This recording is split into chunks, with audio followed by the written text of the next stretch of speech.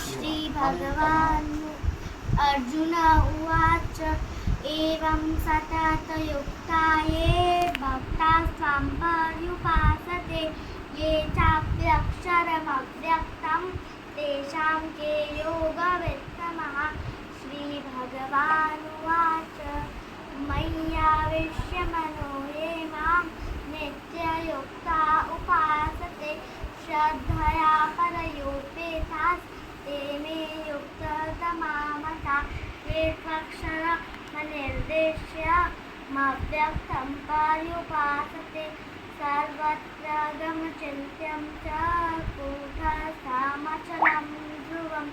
सन्नियम्रेन्द्रियग्रामं सर्वत्र समबोधय ते प्राप्नुवन्ति मामेव सर्वभूतहिते रताः क्लेशोऽधिकतरस्तेषामव्यक्तासक्तचेतसाम् अव्यक्ता हि गतिर्दुःखं देहवद्भिरवाप्यते ये तु सर्वाणि कर्माणि मयि सन्न्यस्य मत्परा अनन्येनैव योगेन मां ध्यायन्त उपासते तेषामहं समुद्धर्ता मृत्युसंसारसागरात् भवामि न चिरात् पार्थ मय्यावेशितचेतसां मय्येव मन आदत्स्व मयि बुद्धिं निवश्यसि मय्येव तथा ऊर्ध्वं न संशय अथा चित्तं समाधातुं न शक्नोषि मयि स्थिरः